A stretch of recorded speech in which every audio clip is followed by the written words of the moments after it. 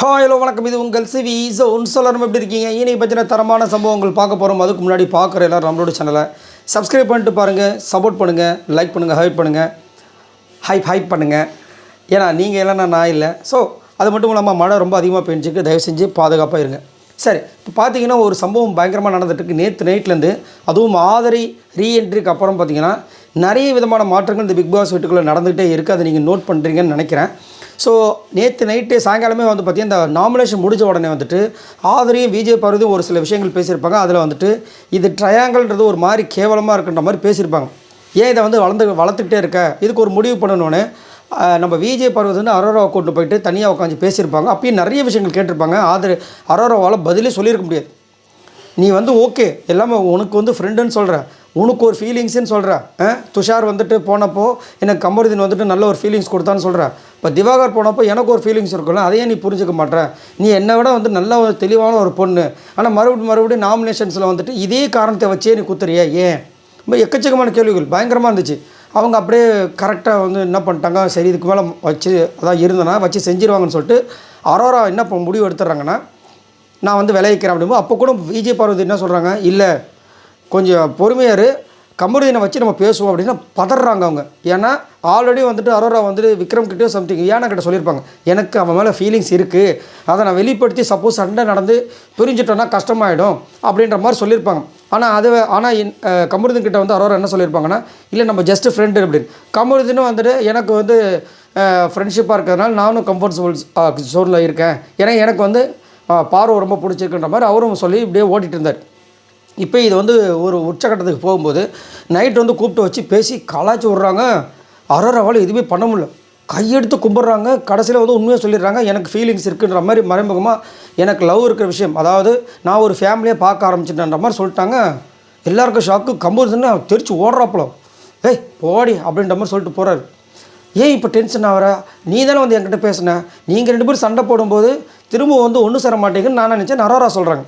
கமருதீனும் விஜய் பார்வதி சண்டை போடும்போது திரும்ப வந்து ஒன்றா சேர மாட்டாங்கன்னு நினச்சாங்களாம். இதில் வேறு ஆதரிக்கிட்ட வந்துட்டு அரோரா நைட் சொல்கிறாங்க, அவன் வந்துட்டு நான் அவனுக்கு நல்லா பேசி அவன் என் கூட கம்ஃபர்டபுளாக இருக்கும்போது நான் நல்லா பேசிடுவேன், அவனும் என்னை வந்து நல்லா என்னை புரிஞ்சுப்பான், என் கூடயே இருப்பான், சிரிப்பான், நல்லா ஜாலியாக பேசுவான், எனக்கு சோறெல்லாம் ஊட்டி விடுவான். கடைசியில் வந்து என்கிட்டயே சொல்கிறான், கண்ணை மூடனா வேறு யார், விஜய் பார்வதி தானேன்றாங்க. அப்போ உடனே ஆதரி கேட்பாங்க, ஏய் அப்போ உனக்கு உண்மையிலே பொசசிவ் ஆகுதானே? இல்லை பொசசிவ் கிடையாது, சொல்கிறேன். அவனை பார்க்கும்போது எனக்கு உள்ளுக்குள்ளே வந்து பட்டர்ஃப்ளைலாம் வரல, பட்டாம்பூச்சி பறக்கிற மாதிரிலாம் ஃபீலிங் இல்லை, சொல்கிறேன். என்னம்மா சொல்கிறேன் எல்லாத்தையுமே சொல்லிட்டேன், உனக்கு கமருதீன்னு பிடிச்சிருக்கு அதானே அப்படின்ற மாதிரி இருந்தது. ஏதாவது யாருக்கு வேணாலும் யார் மேலே வேணாலும் காதல் வரலாம், தப்பு கிடையாது. அது வந்து காதலாக இருக்கிற வரைக்கும் தப்பு கிடையாதுன்றதான் இப்போ பேச்சு. ஏன்னா துஷார் வந்து இருக்கிற வரைக்கும் கமருதீன் பக்கம் வரல, துஷார் போனவுடனே கமருதீன் பக்கம் வந்தாங்க.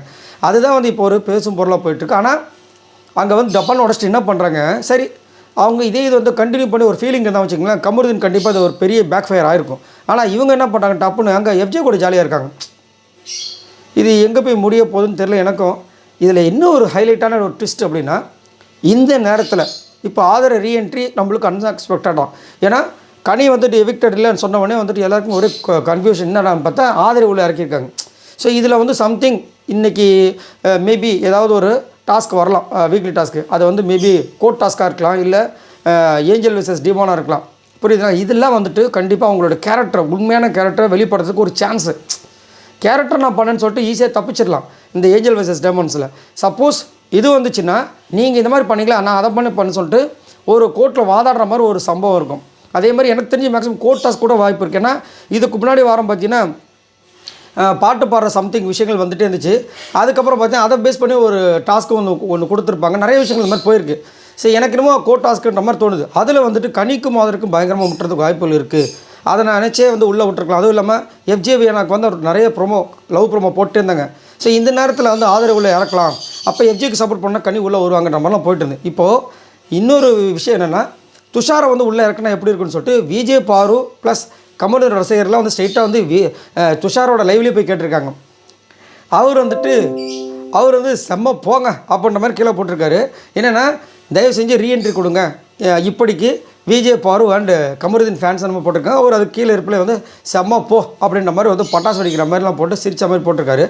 மேபி அவருக்கும் வந்து அதை வந்து ஒரு எக்ஸ்பெக்டேஷன் இருக்குமானு தெரியல. அவரும் உள்ளே வரணும்னு நிறைய பேர் சொல்கிறாங்க. ஆனால் உள்ளே வந்தால் பெருசாக வந்துட்டு இப்போது ஆதரே மாதிரி ஒரு பயங்கரமான ஒரு பிளேயராக கட்டின்னு கிடையாது. ஆனால் அவர் வெளியில் போகிறதுக்கு முன்னாடி வந்து கொஞ்சம் ஃபயராக தான் இருந்தார். ஸோ மேபி இது ஒரு வாய்ப்பு கிடச்சிதுன்னா உள்ளே வந்தால் எப்படி இருக்கும். ஆனால் வந்து ஆட்களும் பார்த்தீங்கன்னா இப்போ வந்து 16 பேருங்க. இப்போ வந்து நாட்களும் வந்து ரொம்ப கம்மியாகி போச்சு, புரியுங்களா. இது 9வது வாரம், இன்னும் 15வது வாரம்லாம் முடிஞ்சிடும் இந்த பிக் பாஸ் ஷோவே. அப்படின்னும் போது உள்ளே இறக்கிறது வாய்ப்பு இல்லை. பட் இது இருந்தாலும் இது வந்து கேட்டிருக்காங்க. அதுவும் இந்த முக்கியமான சிச்சுவேஷனில் துஷார் உள்ளே வந்து எப்படி இருக்கும், பயங்கரமாக இருக்கும்ல. ஸோ அதை வந்து சொல்லியிருக்காங்க. ஸோ நீங்கள் உங்களோட கருத்துக்களை சொல்லுங்கள். சப்போஸ் துஷாரும் திரும்ப உள்ளே கொண்டு வராங்கன்னு வச்சுக்கோங்களேன். நான் வந்து பிரவீன் ராஜ் எக்ஸ்பெக்ட் பண்ணேன். பட் அதிகமாக ஆட்கள் இருக்காங்க. கொண்டு வந்தால் இந்த அரோராக்கு எப்படிப்பட்ட ஒரு விஷயமாக இருக்கும், பயங்கரமாக இருக்கலாம். ஆக்சுவலாக இந்த வாரம் மட்டும் அரோரா வந்து நாமினேஷன்ஸில் இருந்திருந்தாங்கன்னா இந்த வாரத்தோட காலி வீதி வலியுது. இதை வேறு வந்து நம்ம சப்ஸ்கிரைபர்ஸ் ஒருத்தர் கேட்டிருந்தாங்க. இது மாதிரி வந்து நீ வந்து 72 நாள் 73 நாள் சம்திங் நீ வந்து கிராஸ் பண்ணிட்ட அப்படின்னு சொல்கிறாங்களே, இது எப்படி நான் இது வந்து ஸ்கிரிப்ட் மாதிரி தெரியுது அப்படின்றாங்க. ஆக்சுவலாக வந்துட்டு இந்த வாரம் அவங்க நாமினேஷன்ஸில் இல்லை. ஸோ 7 நாள் உங்களுக்கு கடை அடித்தா அடுத்த வாரம் நாமினேஷன் வந்தாலும் சரி வரலனாலும் சரி எப்படி இருந்தாலும் இந்த 7 நாள் கணக்கில் வந்துடும்ல. ஸோ அதை மீன் பண்ணி மேபி சொல்லியிருக்கலாம்ன்ற மாதிரி நான் கமெண்ட்ஸில் கொடுத்தேன். பட் இருந்தாலும் இந்த வீடியோலையும் அவங்களுக்காக நான் வந்துட்டு ஆன்சர் பண்ண கடமைப்பட்டிருக்கேன். ஸோ இதை பற்றி உங்களோட கருத்தில் சொல்லுங்கள். மறக்காம நம்மளோட சேனலை சப்ஸ்கிரைப் பண்ணிட்டு சப்போர்ட் பண்ணுங்கள். பாய் நண்பர்களே.